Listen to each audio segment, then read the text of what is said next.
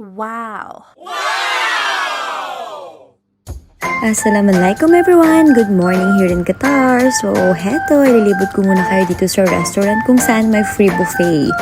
Free buffet upon booking ng hotel dito. So ayan, makikita nyo naman halos wala pang tao. Syempre maaga pa kasi yan. Hindi ako morning person, pero pagdating sa kainan, Diyos ko, number 1 kami. So heto na nga, pagpasok mo pa lang, bubungad na sa'yo sa appetizer section. May mga cheese, ham, at kung ano-ano pang mga dippings for Arab. Anyway, wala akong nagustuhan dito, so skip na lang muna natin to. Diretso tayo ngayon sa salad area. So makikita nyo naman, iba't ibang klase ng salad. At wala rin ako nagustuhan dito, so skip din natin to. So ngayon, hanapin natin yung bread section. Heto na si bread section. Grabe, parang heaven yung breakfast ko nito. Habang tinitignan ko pa lang to, grabe, nagugutom na ako, diba? Hindi pa ako kumain ng plato ko nito, ha? Tignan nyo.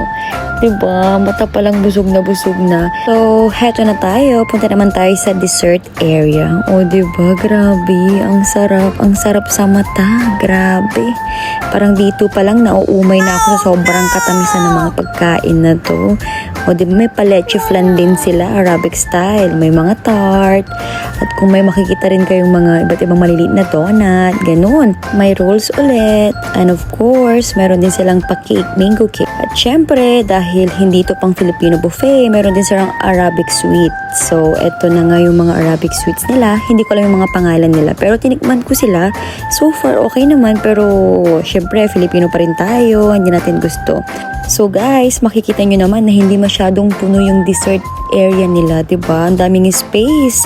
So, bakit ichika ko? So, habang kumukuha ako ng dessert, ichika ko lang. Alam nyo ba guys, kung bakit hindi puno yung mga shelves nila dito? Or yung dessert place nila? Or pati yung mga for main course, hindi siya masyadong punuan. Kasi nga, hindi rin puno yung hotel booking.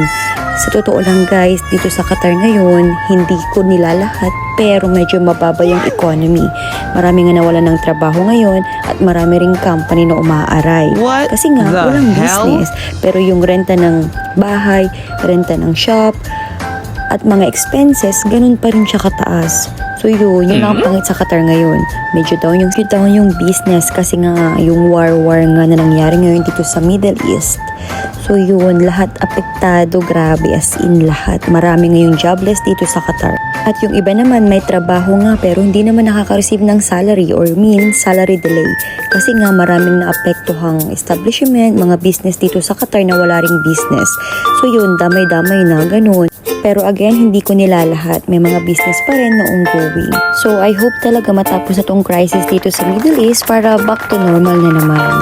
So diba, kita nyo naman halos lahat ng dessert nilagay ko na sa plato ko. Wala talagang pinalagpas, pati Arabic dessert. So eto, gusto ko kasi lahat tikman. Ewan ko kung anong masarap. Babalikan ko mamaya for the second batch. Ganun. Isa-isa lang muna para hindi masyadong halata. Nakakaya naman nun. Eto rin pala, may mga Arabic bread din sila dito. Hindi ko na pinansin, hindi ko naman kasi gusto yun. So eto, pabalik na ako sa table namin. Ayan, tinawanan pala ako ng asawa ko dyan kasi ang dala ko dessert agad. Di pa nga raw ako kumakain. So eto na nga. Tapos na ako sa dessert. So naisip ko naman tignan yung main course nila. Dito pala guys, may mga chef na pwede kang mag-request kung anong gusto mong ipaluto. So eto, fast forward, umakyat na kami. Nag-ready na ako kasi swimming time. O diba, ganda-gandahan na naman ako. Yun lamang, masalam.